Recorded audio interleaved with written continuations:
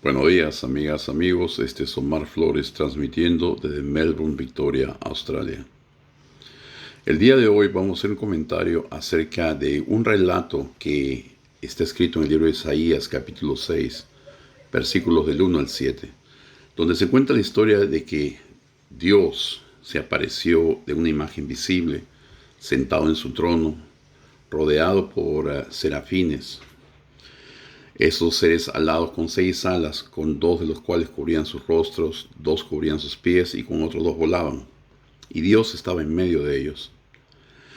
Y Isaías ve esta visión y sufre una fuerte convicción de su pecaminosidad. Dice: oh, acabo de ver a Yahvé, Dios Todopoderoso, voy a morir, soy indigno, estoy lleno de pecado para ver a Dios. Sin embargo, como esta visión ocurrió para preparar a Isaías de llevar el mensaje de Dios al pueblo de Israel, Isaías estaba siendo llamado a ser profeta y él se sentía indigno.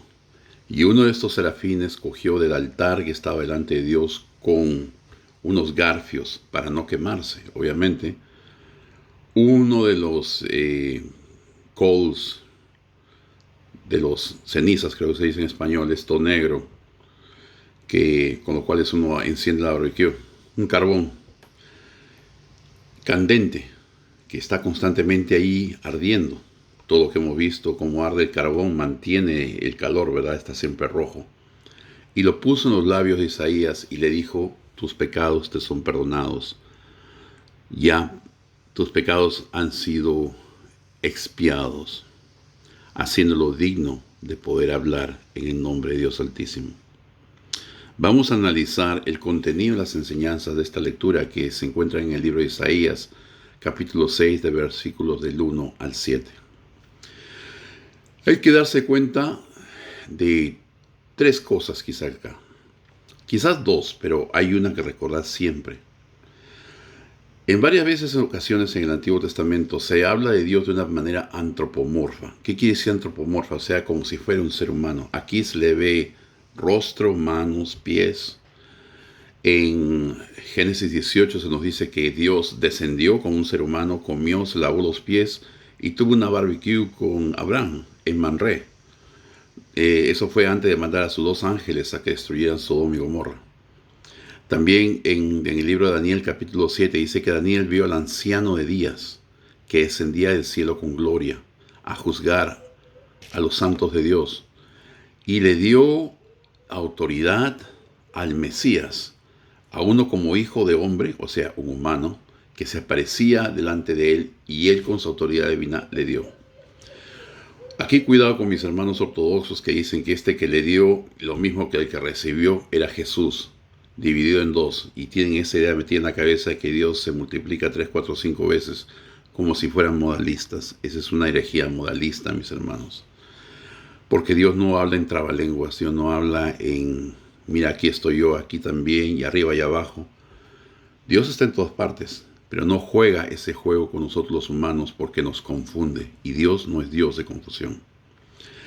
Entonces, en este personaje, digamos al menos que fuese Jesús o que fuera Yahvé mismo, se le ve igual un anciano de días, un viejo con barba, y todo el cabello blanco, y etcétera.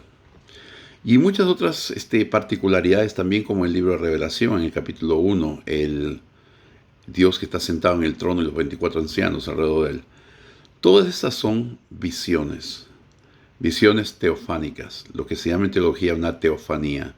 Es decir, Dios en primer lugar, y nos lo dice claramente en la Biblia, en 1 Timoteo capítulo 3, versículo 16, Dios vive en una luz inaccesible, donde dice: jamás ha visto nadie a Dios y no puede ser visto porque vive en una luz inaccesible.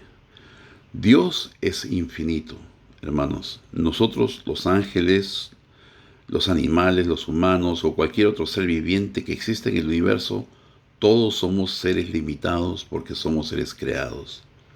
Y no podemos ver a Dios porque Dios es ilimitado. Es decir, si se nos fuera dado un glimpse de la visión de Dios, al verlo reventaríamos en mil pedazos porque sería imposible entender la capacidad y la magnitud de lo que es la infinitud. No lo aguantaríamos. Por eso es que la palabra dice: el que me vive muere. Porque no podemos aguantar tal energía. Otra cosa, Dios no tiene cuerpo, hermanos. Dios es. Es y no tiene forma porque lo cubre todo. No tiene cabeza, no tiene pies, no tiene brazos. Pero se mueve, toca, siente, camina o se expresa en esas palabras cuando Dios va a tal lugar y ve tal cosa. Pero Dios no se mueve de donde está. Dios reina en paz y en serenidad permanente, porque todo lo que ocurre, todo lo que ocurrió antes y todo lo que va a ocurrir delante de Dios es un permanente presente. Dios vive fuera del tiempo y el espacio. No se conmueve por nada, todo lo ve delante de Él y simplemente con su deseo ocurren. Y Él simultáneamente sabe todo lo que ocurre en todo rincón del universo, no solamente en este planeta, no solamente en nuestras vidas. Y Dios ve todo simultáneamente, al mismo instante, todo lo que ocurre en el universo, no solamente en este planeta, no solamente en nuestras vidas. Y Dios puede actuar simultáneamente y aparecerse simultáneamente en cualquier parte del universo, no solo en este planeta, porque es Dios y está más allá del espacio, del tiempo, y está en todo lugar y en todo momento, en todas partes, siempre, eternamente. Teniendo eso en cuenta y dándonos a conocer la Biblia, a ustedes que creen tanto en el Nuevo Testamento y en las cosas que dice el libro de la Biblia, entonces nos pone claro que en primer lugar a Dios no lo ha visto nunca, nadie. Incluso estas personas que dicen haberlo visto, explican que realmente no lo han visto. Incluso Moisés solo vio la zarza ardiendo, pero jamás vio a Dios. Ahora, estas teofanías son visiones con apariencia corporal, como la que vio Moisés. Le dijo: quiero verte, y le dijo: mira, verás mi espalda, pero no verás mi rostro. Y efectivamente vio la espalda de un ser poderoso, pero sabemos que Dios no es así. Pero de esa manera Dios se dio a conocer a Moisés para que en su pensamiento primitivo pudiera entender que este era Yahvé, Dios Todopoderoso. Pero era simplemente una visión ficticia, para que el hombre pueda entender en su mente antropomorfa las facultades divinas de entendimiento, de gloria, de magnificencia, de pureza, sentado en un trono. Dios no necesita sentarse, ni necesita alas, ni ángeles que lo carguen. Pero estas expresiones se usan para que los hombres se den cuenta de la majestad del Señor en el cielo y en la tierra, y lo adoren y lo veneren. Entonces, en esta teofanía, Dios nos enseña de que es posible.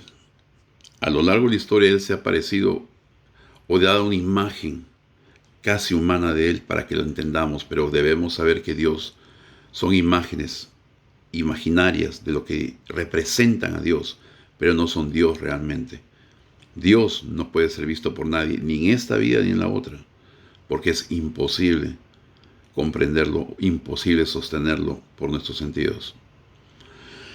Y otra parte muy importante es la segunda parte, de que cuando Isaías dice: estoy lleno de pecado, soy indigno, voy a morir por haber visto a Dios Todopoderoso, a Yahvé Todopoderoso, el ángel viene y le pone en la boca un carbón ardiente y le dice: tus pecados han sido expiados, ahora eres libre de todo pecado.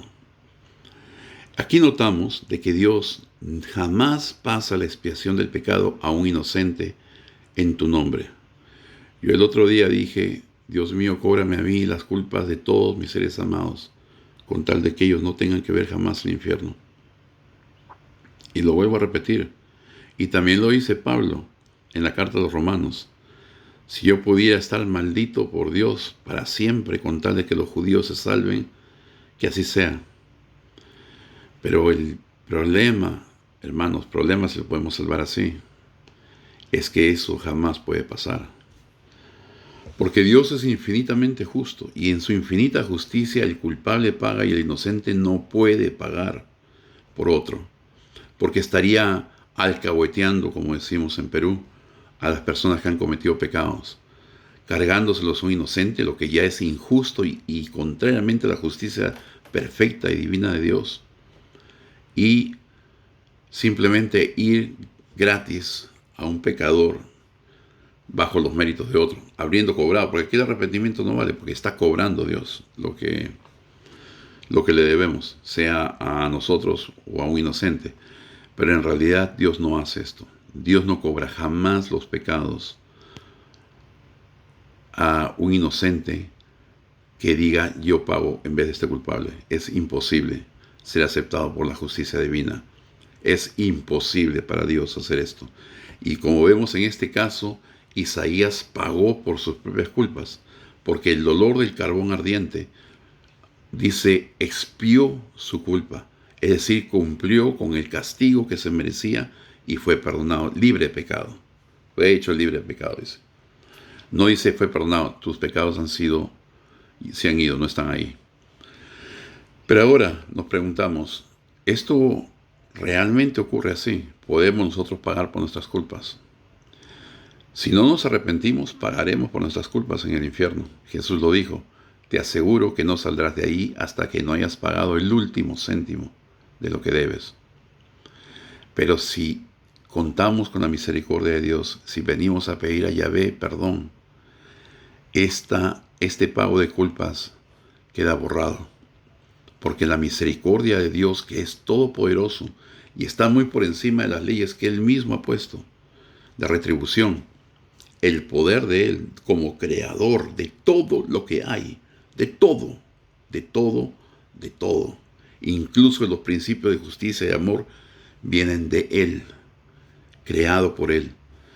Ahora, no es que estén presentes en Él y que por eso es así, porque eso sería como decir que son elementos de la divinidad. Entonces el amor es divino, la misericordia es divina, existen eternamente y la conformación de estos forma a este ser que llamamos Dios. No, mis hermanos, la misericordia de Dios, el poder de Dios, la justicia de Dios es eterna porque viven en Dios que es eterno, pero no están por encima de la mente de Dios. Dios las creó en la eternidad. No podemos concebir el principio de este tiempo porque no podemos concebir el principio de eternidad en nuestras vidas, por lo cual mismo no podemos ver a Dios. Pero es todo producto creado por Dios. El universo existe como producto de la creación y la voluntad de Dios Todopoderoso. No es que Dios se dio o existe eternamente en un medio ya preexistente. Eso es una blasfemia. Pensar que algo existe paralelo a Dios. Nada, ni nadie existe paralelo a la mente divina de Yahvé.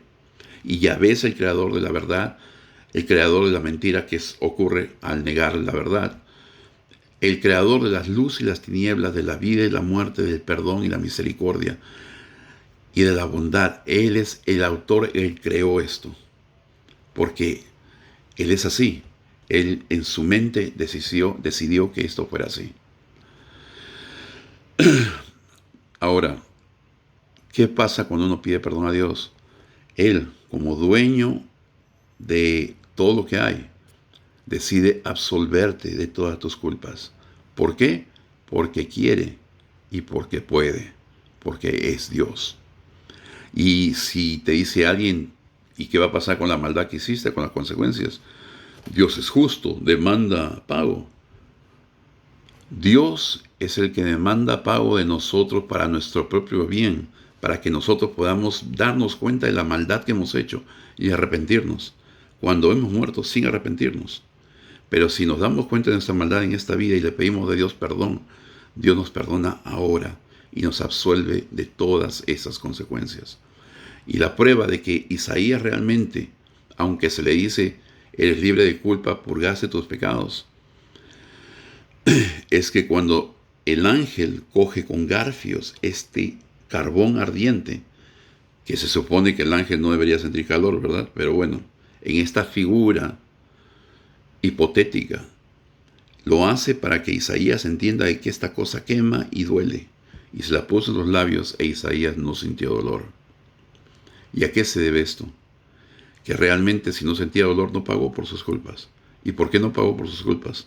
Porque en el mismo momento en que dijo, ay de mí, he visto a Yahvé Todopoderoso, ahora voy a morir porque yo soy indigno, sintió arrepentimiento en su corazón y con esas palabras aceptó su pecaminosidad delante de Yahvé, y Yahvé en su misericordia lo absolvió de toda culpa. Pero esto ocurrió para que él entendiera la gravedad de lo que había hecho. Porque si simplemente le perdonaba y le dejaba ir, a lo mejor decía, bueno, pecar no vale nada. Pecar es muy malo, amigos, y tiene consecuencias horribles en esta vida y en la otra.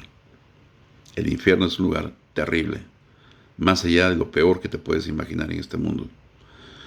Pero la misericordia de Yahvé te puede salvar de ir ahí, te puede obtener perdón de pecados y limpiarte de la manera como limpió a Isaías. Él está ahí, nuestro Dios está ahí, vengamos a Él y pidámosle misericordia. Y prometamos servirle por el resto de nuestras vidas. Tengan un buen fin de semana, amados hermanos, y espero verlos el próximo sábado. Amén.